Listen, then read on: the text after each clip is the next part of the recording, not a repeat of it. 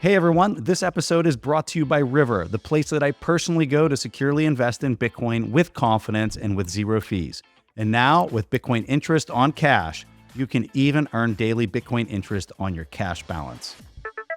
So for me, the problem that Bitcoin solves on a basic level, if you remove all the fluff and all the technology stuff around, what we're basically solving is digital scarcity.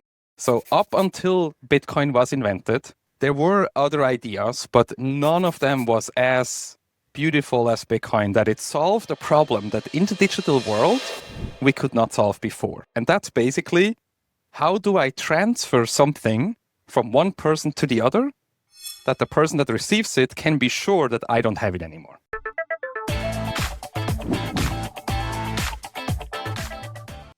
I'm excited to do this because we don't go back to the basics very often, and we probably need to do it more often. So welcome to the show, and really excited to have this conversation with you, Michael.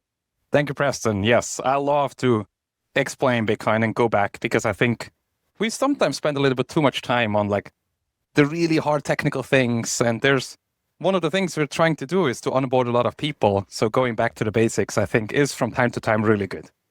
Well, the impetus for this, you and I, we were in Montana back in the fall, and we were with a group of, call it 40 people or so. And some folks brought you and myself up in front of the 40 people. And there were some people that were there that really didn't know that much about Bitcoin. They were interested in it, but didn't really know that much. In fact, my brother-in-law was one of them. And I listened to everybody's like, give us the 101. And I listened to your basically pitch or how you went about it. And I was like, oh my God, this is so much better than anything I have ever explained to myself. And I was super impressed. You were so good at this. So I guess where I want to start the show is by asking you, where do you think we should start when you are talking about Bitcoin 101? Yeah. So what I'm actually trying to do is to start at the super basics. Like, let's put ourselves into the shoes of Satoshi. What was the things that he, she, they, how did they came up with this solution?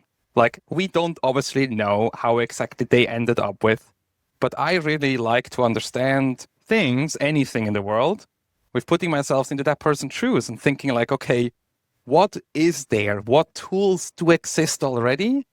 And what do I maybe need to invent? Or how do I combine existing tools? Because a lot of times, new technologies, and that's very much true for Bitcoin, yes, it is a new invention, but it's actually much more a very clever combination of existing tools that already existed that created something that did not exist before. And so, yeah, I think we should totally go through that analogy that I've now given a couple of times. And so far, it has helped really to understand people like, oh, okay, these are the problems that we're solving. And this is how we ended up what we have today. Yeah, let's talk about it, because especially in engineering, you always have to start off by defining what is the problem that I'm even trying to solve. And if you don't properly define that, it's like, how in the world can you possibly design a solution to the said problem? So I'm curious. Correct. Because there's a lot of you would think that this would be very clear cut, but I think if you asked 10 people in the space that have been here for a long time, what is the problem that's being solved?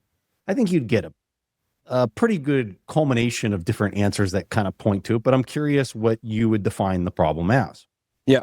So for me, the problem that Bitcoin solves on a basic level, if you remove all the fluff and all the technology stuff around, what we're basically solving is digital scarcity. So up until Bitcoin was invented, there were other ideas, but none of them was as beautiful as Bitcoin, that it solved a problem that in the digital world we could not solve before. And that's basically, how do I transfer something from one person to the other that the person that receives it can be sure that I don't have it anymore? So let me give you an example. Imagine I want to give you some kind of value. Let's say I want to buy a house from you and I pay you in gold. We meet together, you take the gold, you can cut in it, you can verify that it's actual real gold, you can measure it, you can weigh it, whatever method you want to use. And then if you are sure that this is gold, you can take it away And you can be sure that I don't have the gold anymore. Why? Because you can literally look at the gold. You can verify it's there. That's how we have done transactions, thousands, 100,000s of years between people to verify that we actually have this piece of value transferred. Now, if we go into the digital world, there is a problem. The internet literally was invented for the fact that we can transfer information for free. So even though that we agree, let's say I have a piece of string that represents the value of the house, and I give you that piece of string, let's say it's ABCDEF. When you receive that, you have no guarantee that I can go to somebody else, buy a second house, and give them also ABCDEF and saying, hey, here is as well, because it's a computer, it's digital. That's what MP3s and movies did. Like, it disrupted all these physical systems with making it digitally easy, copyable between different systems. So that's the problem that we're having. If we want the digital system, digital money, what Bitcoin is, how do we solve this problem that in the computer world, everything can easily be copied? And that's what Satoshi tried to solve. Now, one of the solutions that a lot of people came up, and fun fact, that's what the government came up with, is to have a centralized ledger. So basically how this works is if I give you value, again, this string, you can verify, you can go to a central authority, let's say the government or a bank, that says, does Michael own ABCDEF? The bank says yes. I will go to the bank and saying, hey, I'm Michael, I will give it to Preston. And then you can walk away and you can basically every 5 minutes, you can go back to the bank and verify that you still have this value. That's what we're doing. That's literally, I'm describing a bank here. That's what banks have done. They are a central entity. The problem, though, with central entities are a multitude. First of all, it's just a single point of failure. If that central entity goes away, all of us cannot transact anymore. The other problem is it has a lot of attack points. If I'm able to go in there and change something, whatever I want to change, that suddenly, oh, even though I transferred the ABCDF to Preston, now it's back with me. If I have the capability, the technical capability to do that, the system is broken. And the last thing, and that's unfortunately the one that we're experiencing today, is around corruption or just, we can just add a little bit more numbers. We just print a little bit more money. Oh, we spent a little bit too much as a government. Yeah, that's no problem. I will just add a little bit more values in there because there are a few people that will have right access to that database. And so that's what one of the main things is we don't want to do. We don't want to have a centralized system. We want to have a decentralized system. And that's what Bitcoin does. So what Bitcoin does is instead of saying we have one entity that has this ledger, we give it to everybody. So everybody has every transaction that ever has happened. So if you run a Bitcoin node on your computer or you buy dedicated hardware for it, you basically receive every transaction that ever happened. And so this way it means that if your node goes down or your neighbor's node goes down, there's always a backup because somebody else always has a backup. The problem though is if we have all these decentralization, they're extremely hard to synchronize. So how do we, with all these transactions, they cannot talk to each other all the time. So what technically would be possible, if we are far enough of each other, but I want to transfer the ABCDF to somebody in Australia and somebody in the US at the same time, there's technically the speed of light could cause that somebody could do a double transaction. So what Bitcoin does, instead of saying, we don't do this in real time all the time, we do it in blocks or in batches of every 10 minutes. So every 10 minutes, there is a new block that has a specific amount of transactions in it. And you can basically guarantee that if you want to do a transaction, you can see your own transaction. So let's say we transfer the house, I do the transaction, you see it in the block, and then you wait a couple of more transactions because you can be sure that my transaction suddenly does not get rolled back or changed in another block. So that's the 10 minutes of the 10 blocks. And that's why we have these batches or blocks that happen every 10 minutes. The question is, though, is which transactions do we put into these blocks? One of the things that I didn't mention is about this decentralization. It's not only important that we synchronize them at the same time, it's also important that the actual size of the whole ledger does not get too big. Today, you need the Bitcoin blockchain is around 600 to 700 gigabytes big. This is already quite big. Hard drives are not that expensive, but imagine this would suddenly grow by 10 times or 100 times. What would happen is that all these people that have these hardwares at their homes to run this blockchain, they could not run it anymore. And instead, what would happen is the only people that can afford to run these nodes are people with a lot of money. So we will have less nodes again, and we will create a centralization force again. Meaning, we only have maybe 5 or 6 people in the world that can run these nodes. And then suddenly, these 5 or 6 people can collude again and can go in and change it. So we're basically back at the banking system, because we not only have one bank, we have a few banks, but in the end, they can all meet each other on a golf course and talk what we're going to do tomorrow. So that's one of the problems. So what we want to do is we want to make sure that everybody can run these blockchains. The Bitcoin blockchain, the more people that run it, the less likely it is that somebody can go in it and change something. So we do this to make sure that these blocks are not too big by itself. And Bitcoin makes this in a way that when you do an actual transaction, so when I transfer the house that goes between you and me and I send you Bitcoin, I'm not actually only sending you value, I'm also giving a little bit of that value, the so-called transaction fees, I give to the network. And we do this to signal to the network how important is this transaction to me in terms of speed. So I want to do it, but maybe in the house transaction, maybe we say, okay, it should be done in the next half an hour. So I can look currently how many transaction fees exist, and I can change my transaction fees so it is roughly in the same amount of these next. So I can be sure that it happens in the next 10 minutes. If the transaction is not as important, because I maybe do structure my own Bitcoin in some way, I can give it a little bit less transaction fees. But basically what the system does, it orders the transaction by importance, so that when I create a new block, as the person that can do that, we're going to get there who is allowed to do that, I can look at the transaction fees, and let's say Bitcoin says you can only put in a couple of thousand transactions in every block. I can take the one that have the highest fee, I take them, and I make a block. And this way, Bitcoin ensures that the chain does not get too big too fast, because each block has a max size, and we can predict how much the size of Bitcoin will actually grow over time. So I just want to recap here for folks. We were talking the problem definition, but then we were also talking about all the tech challenges that you have to overcome in order to actually create a solution to this really big problem. But to kind of foot stomp, the real problem that's being solved here really comes down to digital scarcity, and it comes down to the control of the money ledger. As Michael was explaining, if the governments can go in there and they can clack on keys and they can say, hey, let's just say there was 10 million monetary units in the overall global economy, and they want to have a war with somebody, and they go in there and now they've got 11 million monetary units by clacking on some keys. It didn't cause them any pain or angst to do that. They just kind of, conduct those keystrokes, and all of a sudden there's more units, and then they can assign that additional million units to whatever account number they want, and they can pay for the war, they can do whatever.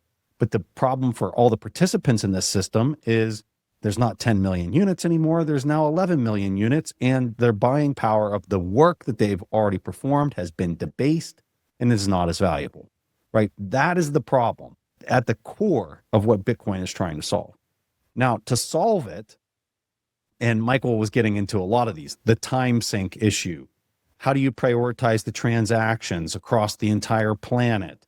How do you keep this decentralized long term? How do you get these coins into the economy in a way that people value them at first, and so that you actually get real circulation? How do you make them initially valuable? Like all of these other things, I would say are problems, but they're technological problems in solving this much bigger problem of governments just debasing away your buying power and your money. That is the core thing that's being solved for. So now that we understand what Like, what is the big problem that's being solved? Let's talk about the technical challenges in much greater detail of, how Satoshi went about this. And I really like the first one that you bring up, Michael, which is when you really think about this, like if you were going to try to create the engineering solution to this really profound problem, the time sink is massive. It's like, how can I have a transaction that happens from Australia to China or from China to the United States or wherever, and do this for the whole globe and make sure that there's not a double spend, that it's all synchronized, that, and this is the term I used to hear Trace Mayer say back in the day, he would define Bitcoin as triple entry bookkeeping, where you've got a copy, I've got a copy, and the whole world has a copy.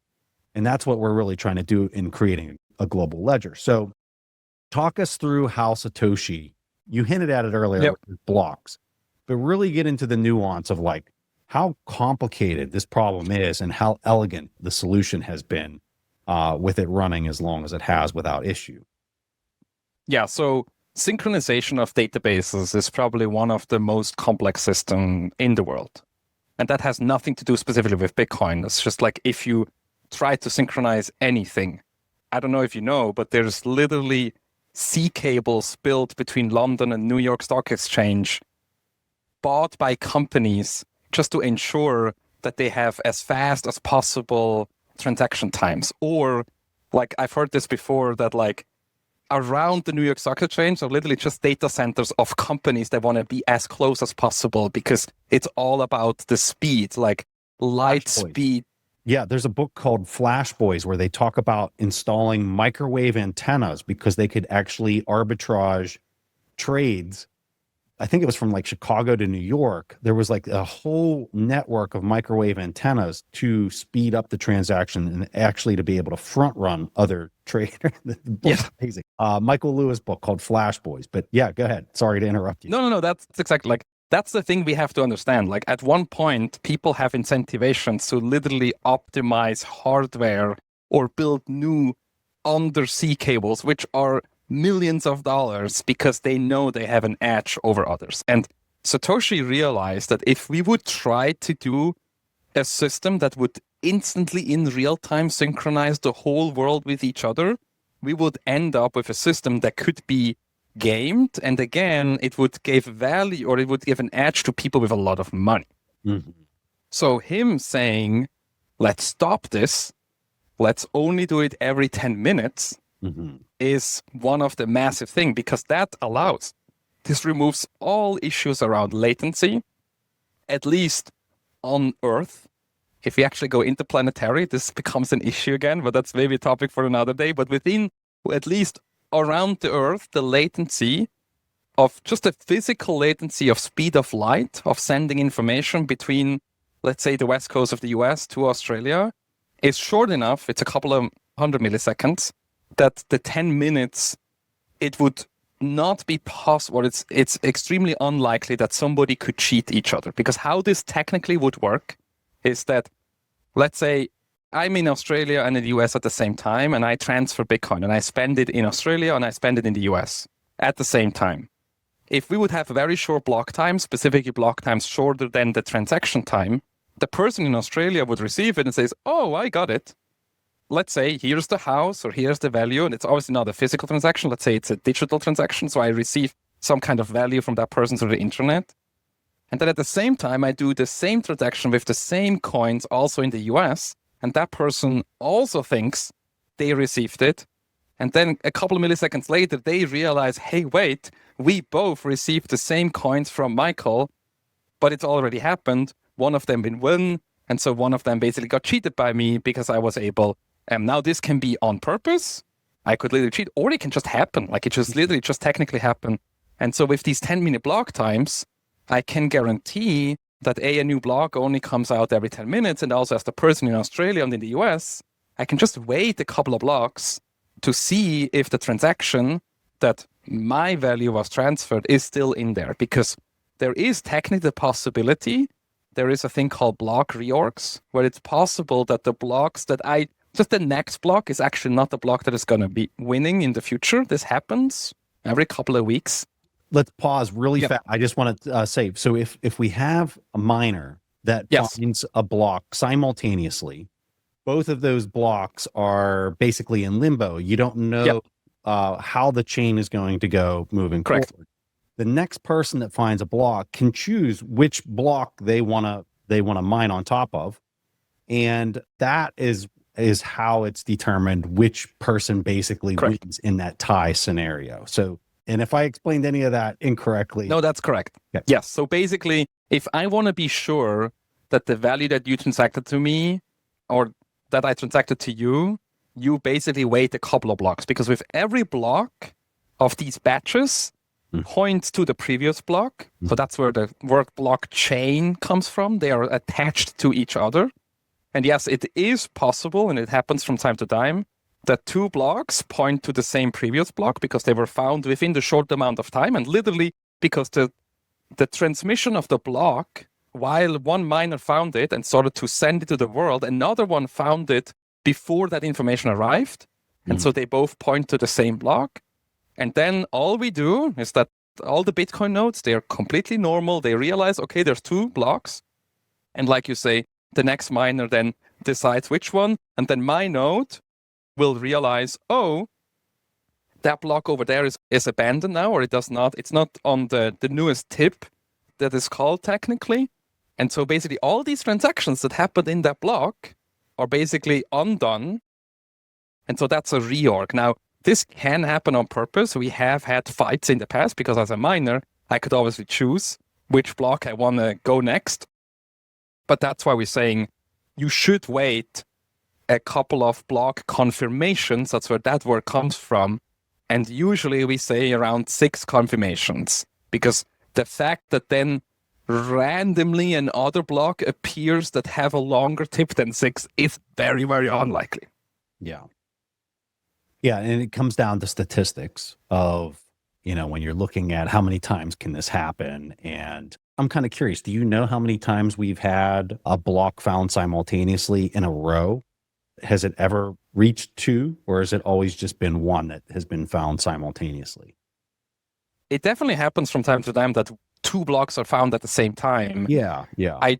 It could also be technically 3 or 4. Like, it's all possible. Like, nothing prevents this. But I would need to look back. There are visualizers for this that actually create the whole chain, and you can visually see all the different blocks that were generated. Talk about the incentives for a miner to always want to be doing their work on top of the longest part of the chain. And so why this isn't a concern. So somebody who's hearing this that's non-technical or not familiar with this might be like, oh my God, this sounds really scary, but help them understand why there are financial incentives for miners to only perform work on the longest part of the chain. Yeah. So we maybe need to shortly introduce what the miners actually do. So we talked about these batches before. Batches or blocks are just groups of transactions that get bundled together, and then that information is sent to every node, and that's how the nodes receive new transactions that are added to the ledger, and that happens every 10 minutes. Now, somebody needs to be able to do that. In a system, if everybody at the same time just waits for 10 minutes, and in 10 minutes tries to create a new block, let's say we have 200,000 nodes, we would literally have 200,000 different blocks generated every 10 minutes. This would be a mess. We're back to the old problem.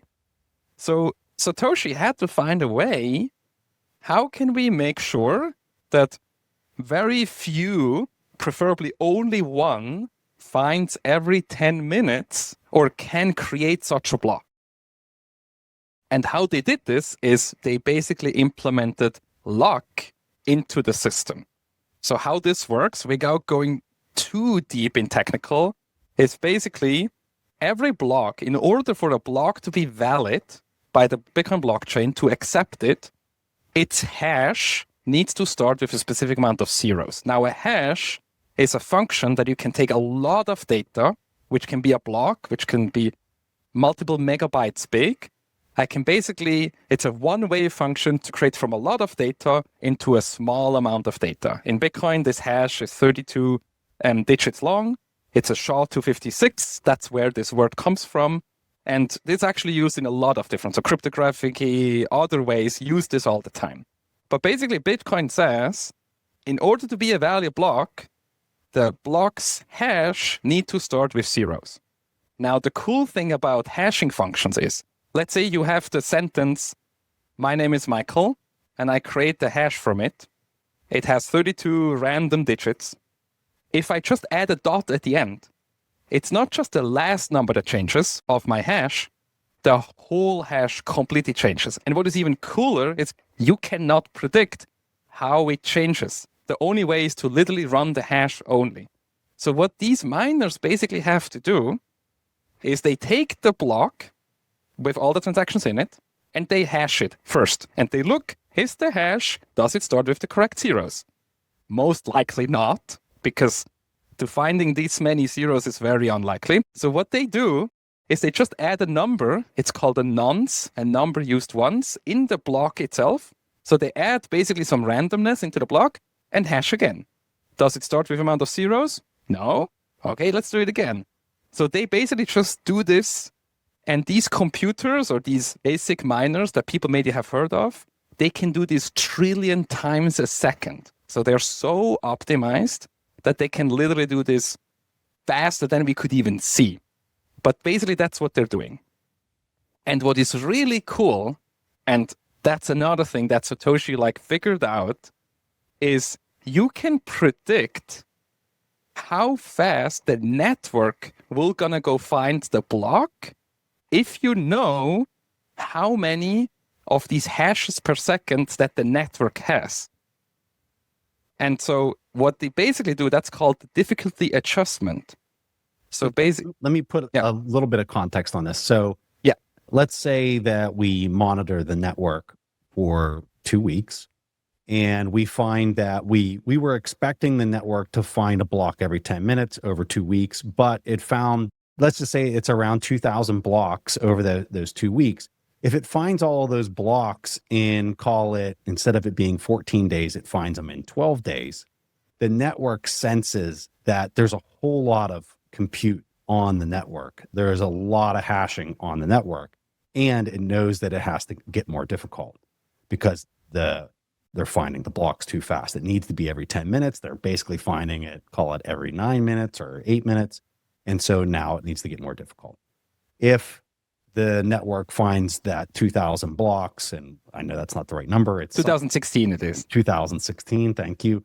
2016 blocks, and it took 15 days or 16 days, then you know some of the hashing has come off the network, and the puzzle needs to get a little easier.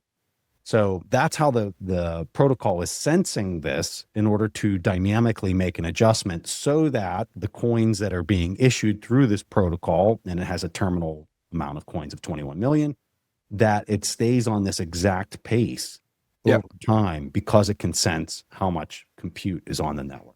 Exactly. And that's, I mean, just to appreciate the beauty of the system, that it's self-monitoring. So it literally based on how fast the blocks were found, it can estimate how many hashes per second or how fast the network is, and then changes the difficulty based on, so it can find these 10 minutes. Like from an engineering point of view, like if you would ask me to build such a thing, you would say, there needs to be a central authority that looks at this and says, this is now what needs to happen. The fact that it happens just by the nodes themselves. So how this works is the code that does this runs on every node in the world, and they all come to the same conclusion, even though all the only information that you have is literally just the last 2,000 blocks. And the next cool thing is they don't even have the same time.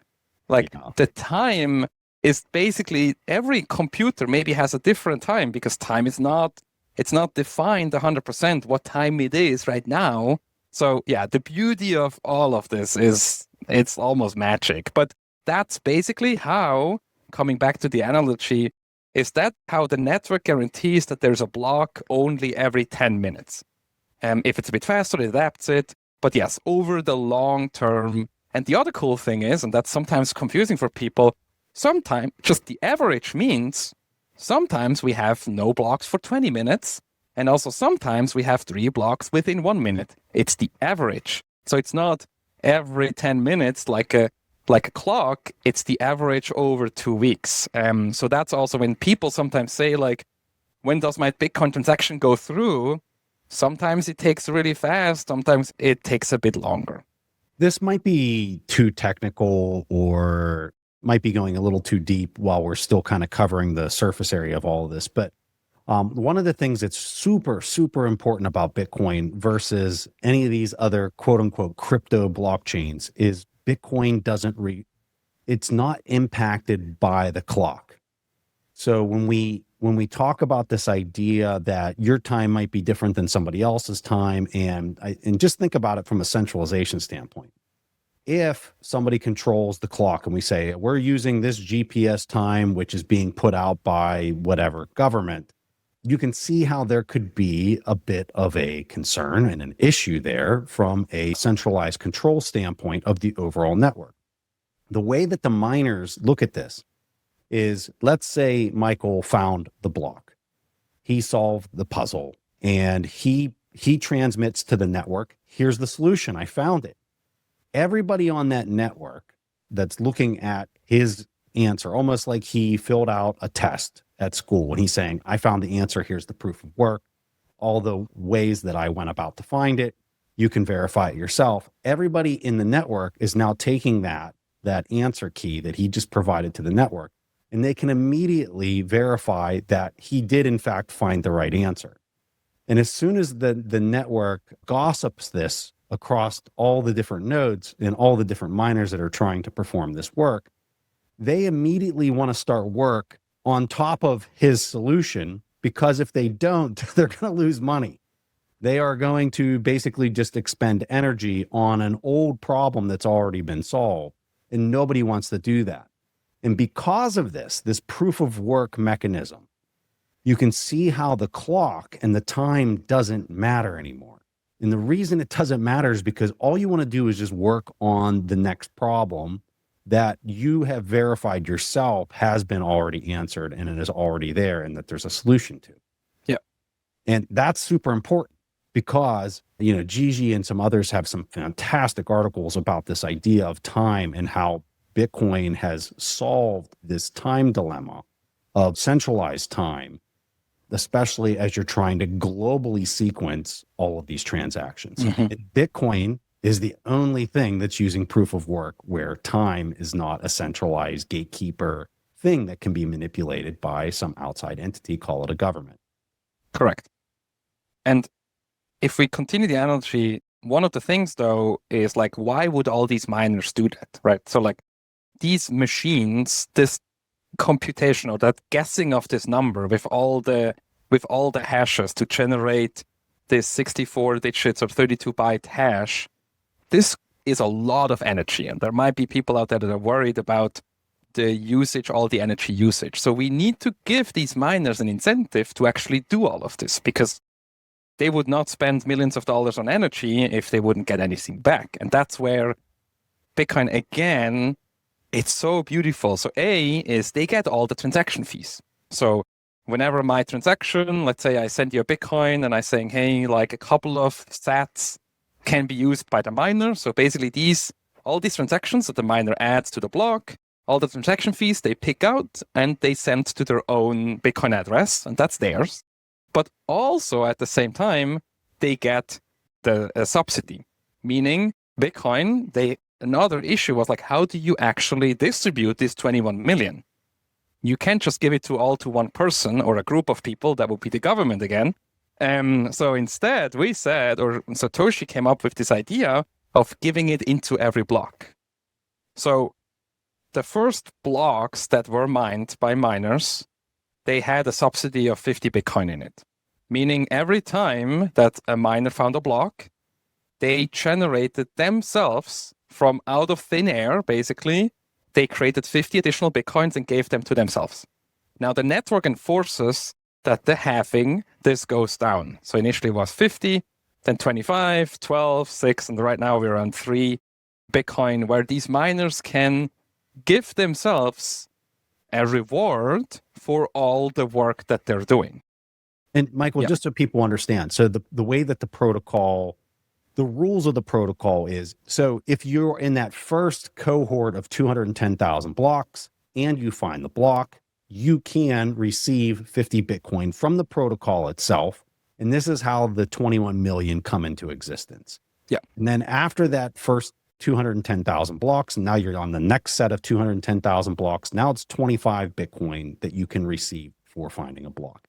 And then every 210,000 blocks, it keeps going down by half until you get to the terminal amount of 21 million Bitcoin being in existence, and there can never be more. But Michael, talk about the fees and how this is an auction style way of getting your transaction into a scarce amount of block space, and why this is important and why the fees are important long term as this block subsidy that we just talked about continues to decline. Yeah. So funny enough, in the very early days of Bitcoin, you actually could add a transaction for 0 fees. They changed this at one point, but at the early times when we played with this and it had 0 value or almost no value, you could do a transaction and people said, oh yeah, in the future, you will need to add transaction fees to your transactions to actually get them confirmed. But in the beginning, there was literally, you can make a transaction with 0 and that's what we did. But the good old days are over. And so the idea or the game plan of Bitcoin is that while right now, a lot of the reason that these miners do it is because right now for every block, they get 3 Bitcoin out of it, which on the time of this recording is around $300,000, that in the future, this is going to get so small, but as Bitcoin grows in value and the transaction values that actually get into the block that want to get confirmed in blocks are so big, so much value, that the people that want to have these transactions in them are willing to give up more value or money to the miners. So this is going to be a very interesting. Nobody knows exactly what's going to happen. Yeah. And this is a self-controlling system by itself. Like if we saw, for example, during the last bull run, we had a lot of transactions towards the end, and people paid hundreds of dollars of getting these transactions in. And miners actually made a lot of money with the transaction fees. And everybody was happy and everybody's like, okay, this is going to go great. Right now, if you look at the blocks today or in the recent weeks, they're almost empty. What if you could grow your wealth effortlessly with a consistent income stream and in a tax-advantaged way? Bitcoin mining with Abundant Mines checks all of these boxes. Abundant Mines delivers a premium, hands-off Bitcoin miner hosting solution at renewable-powered facilities in Oregon, offering low-cost energy, industry-leading uptimes, and white-glove service. Your investment works harder for you so you can stack discounted Bitcoin without the headaches of active management. Their cool and stable climate extends the life of your machines, and if repairs are needed, their team handles it fast and at no extra cost. With in-person exclusive educational events, you get unmatched transparency and insider knowledge. Successful entrepreneurs, investors, and investment funds trust Abundant Mines to optimize their mining profits with significant tax advantages. Get started today at abundantmines.com/Preston for a free gift as a listener of this show. That's abundantmines.com/Preston because elite investors choose abundance. One of the most common questions I get from family and friends is, Preston, where do you personally buy your Bitcoin from? And the answer is really simple. I buy it on river.com.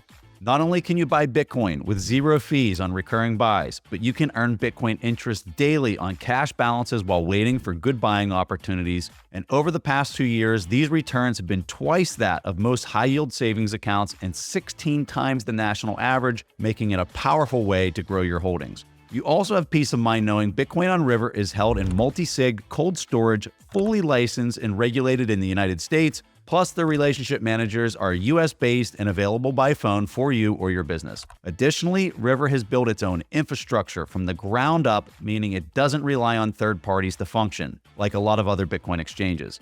River is setting a new standard in Bitcoin investing. Go to river.com/fundamentals to get up to $100 free when you sign up and buy Bitcoin. That's river.com/fundamentals. Holding Bitcoin is the best way to protect your family from the threat of fiat currency collapse. And few people understand this better than Tony Yazbek. cybersecurity expert and founder of the Bitcoin Way. Tony was in Lebanon when the currency imploded. He's seen the chaos that erupts when the ATMs stop working and the bank accounts get frozen. He knows what it's like to lose everything. But with his cybersecurity expertise and by fully adopting Bitcoin, Tony was able to engineer his escape. And now Tony and the Bitcoin Way team work to make sure this never happens to you. With over 25 years of experience, their expert training empowers you to self-custody your family's Bitcoin the right way, secure your devices and protect your privacy, and secure for Plan B citizenship. The Bitcoin Way can transform you into a sovereign individual. You just need to take the first step. Schedule a free consultation today at thebitcoinway.com/TIP. So there is a lot of concern of like, oh, are these miners gonna survive? But that's also, and again, the beautifulness of Bitcoin, it's brutal. If you overdo yourself as a miner, if you predict something gonna happen and it doesn't happen, the network will just go there and will say, I'm not giving you that value anymore. And then it's your problem as the miner. Do you decide, do I take another loan? Do I sell off my miners? Things like that. So it's like, and that's the other thing. There are no bailouts. There's no government that will come and say like, oh, you miner, you spend a little bit too much and now you can't survive. Here's another check to survive. No, if you do it too much, the Bitcoin network will not give you anything anymore. And so it's brutal, but it's this system that controls itself and makes sure that things that should fail actually will fail. And that's obviously what a lot of people are very excited about. Something I used to hear a lot, but I don't hear as much these days, is this argument from somebody who has never owned Bitcoin. They're, trying to learn more about it. They'll say things like, well, I've seen enough hacks in my day and enough people kind of lose their accounts or their accounts get hacked and their bank accounts get hacked. And like, why in the world would I ever own Bitcoin when something like that could happen? How do you address that person? I think we need to differentiate first, what does a hack really mean? And some of the hacks can still happen in Bitcoin, and they do still happen. So, and these are specifically social engineering or where the user itself gets attacked. The protocol, but the user. Correct. Yeah. And unfortunately, people use these types of hacks, and they also claim that the protocol got hacked.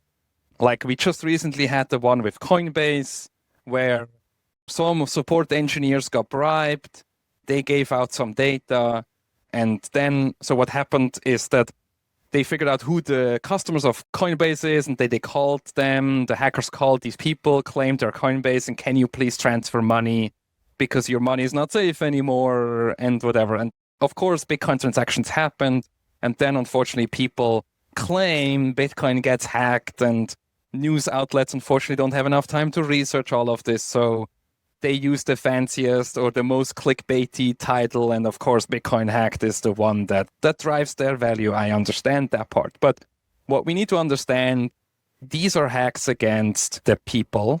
These are hack against the user. And unfortunately, I, having a security company myself, the weakest link is unfortunately always the user. So that is always possible. However, there are other types of hacks that have never happened in Bitcoin, and that's specifically that the software has a bug. And what is really interesting there is, first of all, Bitcoin is open source. So anybody can look at the code of the Bitcoin, how these nodes work, how the miners work. All of that is completely open source.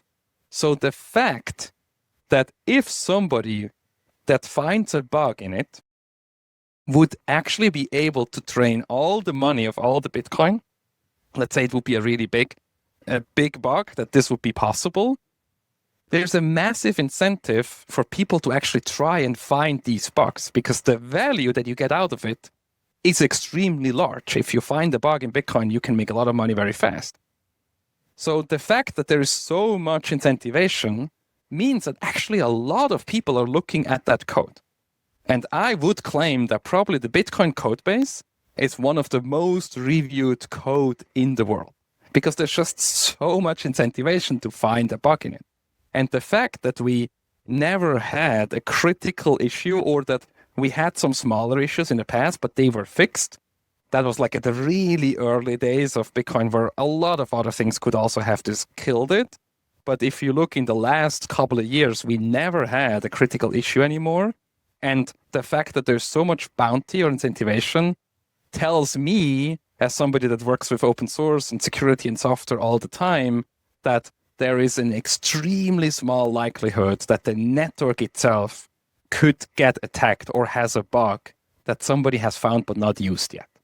All the other hacks that we hear, all of them have to do that some user, it can be a person of a company or an individual user, got attacked, bribed, social engineered. That's what all the attacks have to do with. I've seen this argument really kind of go away ever since you had mainstream Wall Street, call it Fidelity, BlackRock, all these big banks show up to the scene, and they're now leaning into Bitcoin very heavily. And it's almost like everybody's like, okay, well, those institutions wouldn't be here if there was software hack concerns, right? Yeah. With that said, what are your thoughts on a person who would say something like, well, I trust Fidelity and BlackRock to do this much more so than myself? What are your thoughts on this idea of self-custody? And for people that maybe aren't familiar with the terminology here, this is where you're buying Bitcoin and you're taking custody of these digital keys yourself, and you're managing it versus outsourcing it for, call it Fidelity or somebody else to do this on your behalf. So my first answer is that if you don't feel comfortable, don't force yourself. I think it's definitely something that everybody has to become comfortable with it. Think back again, the first time that you sat in a car and you sat at the intersection and there's all these other cars rushing by and the teacher on the side tells you, okay, now go. I mean, the sweat that you probably all had. And I totally understand this, that if I tell you, yeah, you just have 12 words or 24 words, that is all your value of all your kids and your whole wealth is on these words. And if somebody finds these words, you have lost all your value. Like, I feel like a person that drives a car first time. It's like, I'm literally going to die right now. So, but I do have to say, like driving a car, this becomes easier over time. You get used to it. You understand more and more. So if there are people out there that feel like, I want to learn, but I don't feel comfortable, but I want to buy Bitcoin, go ahead, use these existing systems, use the systems that you trust. But I think don't stop there. Try to learn how these things work. There is a lot more of information out there. There are literally companies that you can pay that can help you. There is all your podcasts that you can listen. There is other ones. There is videos. There is like one person I specifically want to highlight is BTC Sessions that does phenomenal YouTube videos that go step by step through it. And really like start small. Like start like driving a car. You're not going on the highway right away. You go into the parking lot. So play around with a couple of sets, something that you feel comfortable losing, basically, but try to or acknowledge this is a learning thing. Like all of us have to learn this. I have 2 kids, 1-year-old now, and all I see them is falling and getting back up. That's how they learn. So it's the same. Like this is a new technology. This does not exist for many, many years. Most people have either never heard of it or never got in touch with it. So yeah, give yourself time. But so far, of all the people that I have helped, everybody has figured it out. They became comfortable over time. And I think that's really the thing is like, yeah, do it. But I think the really important thing is be aware also of the risks of using all these companies. Yeah. Because if you go to somebody and they own your Bitcoin, and if they do something wrong, and we have had this, if you want to research, look for Mt. Gox. It was the biggest exchange, and they lost 90% of all their Bitcoin. I was one of them, and I've learned my lesson. And I'm not saying that the Fidelities and the BlackRock will go down or will get hacked or will lose their Bitcoin, but the fact that there's a non-zero chance of this, I feel much better knowing where all my Bitcoin is, who has access to them, and how I protected them. Another consideration that I think is important for people to think about when it comes to self-custody versus outsourcing it to somebody else is just, what is this going to look like 10 years from now from a government standpoint? And you're already seeing some countries that are implementing no capital gains tax on Bitcoin. And you have to ask yourself, why are they doing this? And for me, and I'm curious to hear your opinion, Michael, but my opinion is these countries want to attract Bitcoin into their domain and into their district as much as possible because they can see where a lot of this is going. And in order to do that, you can't tax it very heavily. You actually want to reduce that tax burden so that more of it flows into your jurisdiction. And so you have to ask yourself, if I'm holding Bitcoin through some type of ETF wrapper, is that going to be taxed with capital gains? And I would imagine the answer is absolutely yes. Versus if you're actually custodying the real thing, I think you're going to be treated potentially very differently in the future. So that would be the first incentive. The second incentive is the one that you just described, which is you're trusting somebody to manage these keys, and whether it's FTX, Celsius, BlockFi, Mt. Gox that you said. I mean, these are just countless examples over and over again where I think something to really chew on is like, look at FTX. What did these people get paid back? Some of them have received, if you had coins on deposit, if you had Bitcoin on deposit, what did you get back in the settlement after all of this got worked out? Did you get Bitcoin or did you get dollar bills shoved down your throat? And it's the latter. You don't get your Bitcoin back. They take that, they sell it, then they give you whatever they came up with in dollar terms. And the Bitcoin might be 10 times higher if you even get a settlement, right? If you even get anything back. What they give you back is not the underlying thing that you were holding. They give you dollars back. And in many of these scenarios, I know in the FTX scenario, I think Bitcoin was worth 4 times or 5 times as much. And instead they got the dollars back of the value when it went bankrupt. So these are just a couple things that I think should motivate a person, incentivize a person to, and I love your recommendation, Michael, of your comfort level is really important here. Okay.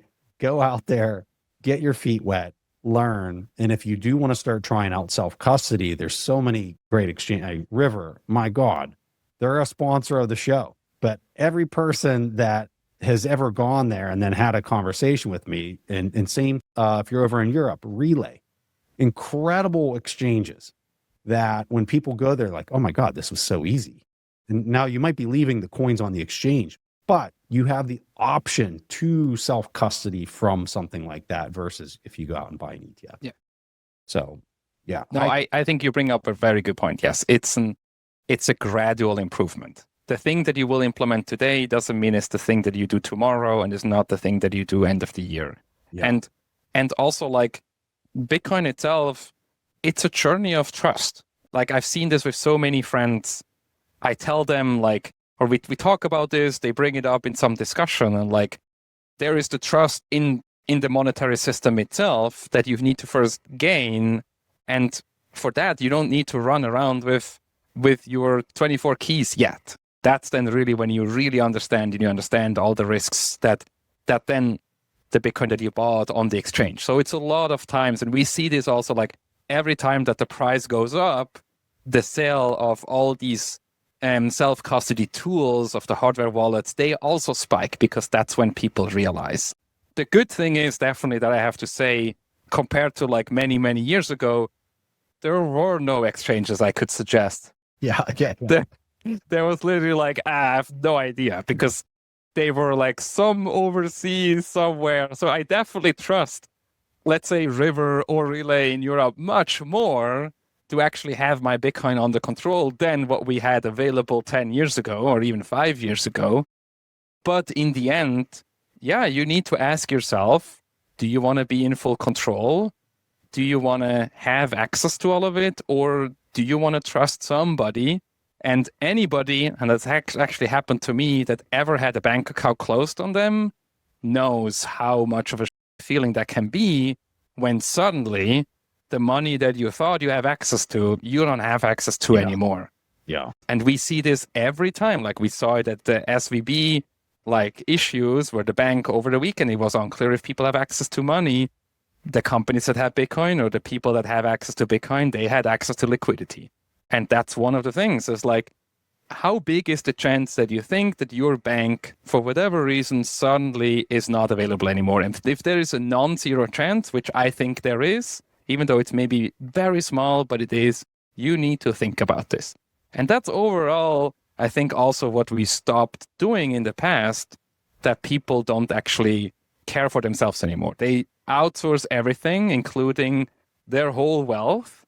And I think that's what we see a lot, specifically if you meet other Bitcoiners, is how much they take control of their own lives anymore. And that's a beautiful thing to see.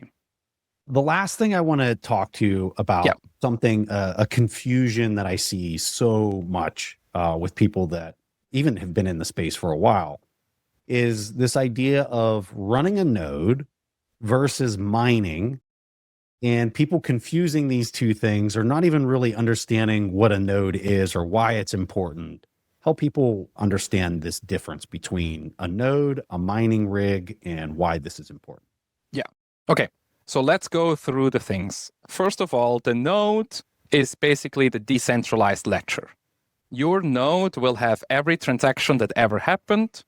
It will actively listen to new transactions that are distributed by the network. So there's a thing called the mempool, which is basically all transactions that want to become part of a block.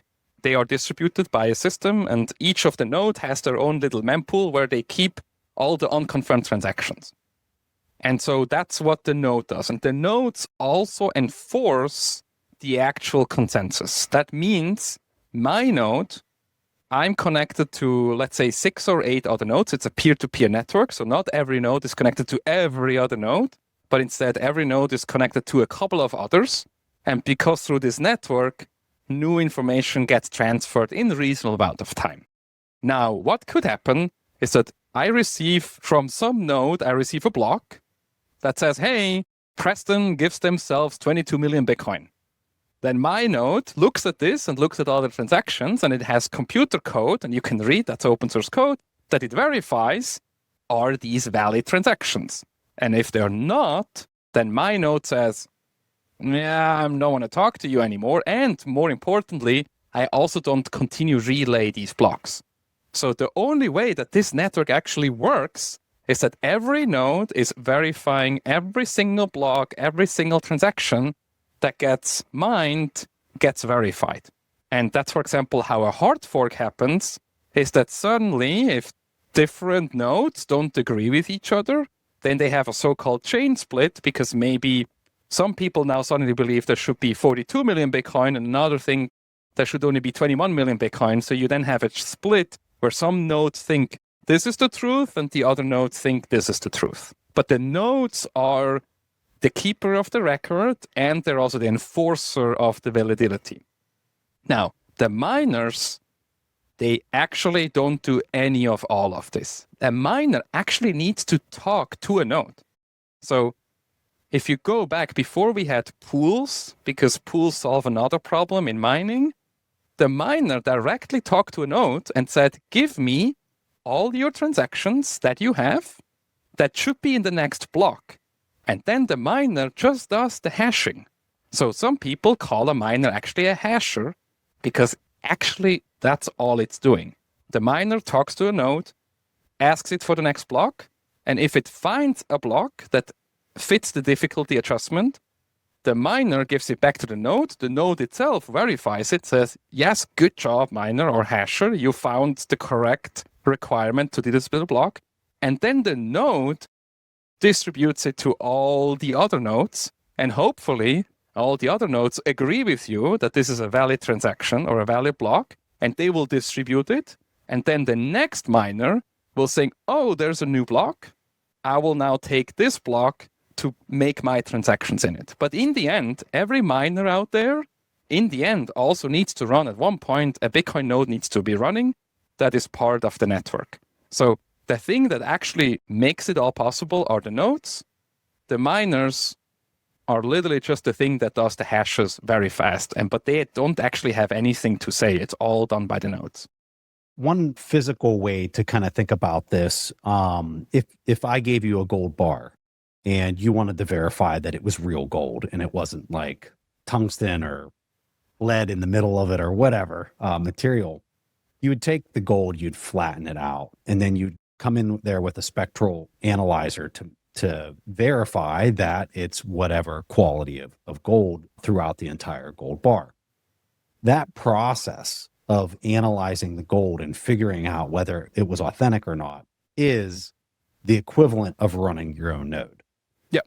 So if I would send, or let's say Michael sent me Bitcoin and I'm not running my own node, and I say, here's my address, and you basically take a screenshot on your phone and text it to me and say, here you go, I sent it to you. Here's my proof. That is not proof. that is not good as far as you verifying that what you actually received was real Bitcoin. If I run my own node and I receive this transaction, he says, here's the transaction ID, and I run it through my node, and my node verifies that that is in fact a real block and it was received at the address that I gave him. I am now conducting a full audit of not only my transaction, but of every single transaction that ever has happened in Bitcoin's history, clear back to the Genesis block by running my own node. And so you can see if you're a person who's holding a lot of Bitcoin or you're receiving transactions in Bitcoin, you have an economic incentive to run your own node and to verify that what you're receiving is in fact Bitcoin. In addition to that, it does other things like we were talking about. It relays transactions to miners. It reinforces the code. You're doing a lot of things. There's one thing I've learned in Bitcoin. It's not doing just one thing. Any part of this, it's literally doing like 5 things simultaneously and reinforcing from an incentive standpoint that's just kind of miraculous. But that is something that I think is really important for people to kind of wrap their head, because you'll hear this terminology. How many nodes are on the network right now, Michael? Is it like 20,000? 20,000 is the number, yeah. Which seems low. Like, honestly, I would love to have it much higher, because even though, yes, it's obviously like already with 20,000, it's a secure enough network, because to basically hack, one of the ways to hack the Bitcoin network is to literally change the code on all 20,000 nodes. I mean, that's almost impossible. Because they're geographically decentralized all over the world. You name it country, there's somebody there running a Bitcoin node. Exactly. But it would obviously be much better that it's 200,000 or 20 million. Yeah. Because then it gets even stronger. And I do think as the Bitcoin community, we have, like, we emphasize a lot around take self-custody, use hardware wallets and all these things. But hopefully, and there are projects out there now that actually try to install nodes much easier or like in more places. And one of the negative things or one of the downsides of running a node is that unfortunately you actually have to have, right now it's like a terabyte or a little bit more storage. Yeah. There's actually projects which, again, there's like fascinating things. You can literally condense the whole terabyte of data down into like a couple of kilobytes of data. Yeah. And so we could actually all run, like it would be possible to run Bitcoin nodes on your phone or on every computer or on the router at home. So that's definitely something that Bitcoin community is working on, making this much, much easier. We always need nodes that have the total history, but to just do transactions and being a part of the network and forcing the rules, you don't need all the transactions. And that's what we're trying to do to make sure that, we increase the amount of nodes in the network. Yeah. We could go on and on. We didn't, I don't even know that we scratched the surface here, but what I'm curious is let's put this out there. Yeah. I suspect we're going to get some interesting feedback from folks. And I'm sure people will say the topics that they wish we covered. And maybe we can do that in some future episodes. And maybe we could even do like a spaces and bring people up onto stage to get more, because I'm throwing questions at you that I know I've heard through the years, and they might not be the best questions, but maybe we can bring up some people and get some really candid questions in like a spaces, and then maybe we can air that in the future. But I would like to continue this dialogue because I think it's so important with the influx. I can't even imagine how many new people have showed up to this space just in the past year. And this 101 type education, I think, is really important moving forward. And you're the perfect guy to kind of break this down for folks. Thank you. Thank you for making time. Give people a quick rundown, like really quick rundown of the super interesting stuff that you do, because it is beyond interesting. But give them a quick rundown. All right. If you want to point them to your website or whatever, have at it. Yeah, so last time we talked, I presented to you what we're working on house heating, because yes, all these miners, they generate a lot of heat and we're trying to recapture that. In the meantime, one of the interesting things that we learned is that it's hard. It's hard to install hardware in people's houses. Yeah. And specifically, actually, the hardest one is to convince these plumbers, electricians, HVAC people to take something that hasn't existed yet and install it in people's houses. And so this whole idea of installing them, it's still going on, but it just takes much, much longer. And I myself personally, I've recently been also very busy with, like I said, I just recently had kids and things like that. So instead of actually pushing my own company, we're starting to do a lot of advising. So there are other companies, for example, in Switzerland, there is now one that already has 30 different houses that heated with Bitcoin miners, which is fascinating to see. Yeah. We're seeing them popping up more and more, like with district heating and stuff like that. That's not yet installed in people's houses, but it's like in a community that heats their houses now with Bitcoin mining. So what I'm personally doing is a lot of consulting and just advising, because creating companies is hard. It takes a lot of time. It takes also money. And so I'm helping there. But on the other side, which is also really exciting, is that all these miners, they're completely proprietary. So today, while the software is mostly all open source, most of the hardware, unfortunately, is not. And there is a new foundation called the 256 Foundation, which tries to change this. And what we're doing there is to basically create a complete mining solution. That means from the hardware, so the literal hash board, to the control board, to the software, to the pool. So all layers of a miner, completely open source. Oh, I love it. If people want to check this out, it's 256 what? It's 256foundation.org.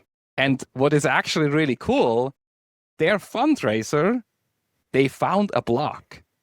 Oh, wow. So last year, beginning of this year, there was an event, the Nashville Energy and Mining Summit. Yeah. And one day before that, we asked the community to send us hash rate. So instead of sending us Bitcoin, send us hash rate, and we had up to 1 exahash. That's a lot of hashing that happened. So all kind of companies sent all hashes there, and within 8 hours, we actually found a block. So the foundation got from very few money to suddenly 3 Bitcoin that they had available. And what they're doing now is they're funding projects. One of them is mine. So there's 4 projects that are currently being funded. And together, we're creating a complete hardware and software stack that basically makes Bitcoin mining completely open source again. And if anybody that has heard around the BitX project, so it basically goes similar to that. The BitX, the hardware is also open source, the software is also open source, but it's more fun mining. There have been BitXs that found blocks, which is great, but to really make big mining infrastructures, like for me that wants to heat houses with it, with a BitX, we're not getting there. They just don't generate enough heat. But we'll be creating here, the first version is a 100-watt heater, and we can, or heat generator miner, and this can be scaled up. So to really create also open source hardware, because unfortunately today, every hardware that you can buy to mine Bitcoin is completely proprietary. And we think this is a massive issue, it's a massive risk. And so that's what we're trying to change. I love it. I love it. Okay, we'll have links to that in the show notes. Michael, thanks for making time. Truly, we got to do this again in the future. And I really enjoyed it. Thank you. Thank you. In my experience with friends of mine, I obviously try to orange pill them, and some of them get it. Some of them, they don't want to know about it. But as soon as I told them that I get paid to shower now, because literally every time we take a shower, my wife asked me, like, how many sats did I make now with the showers? I can see, like, people that don't really like Bitcoin, now suddenly they're like, okay, wait, so this produces money? And can I have this in my house as well?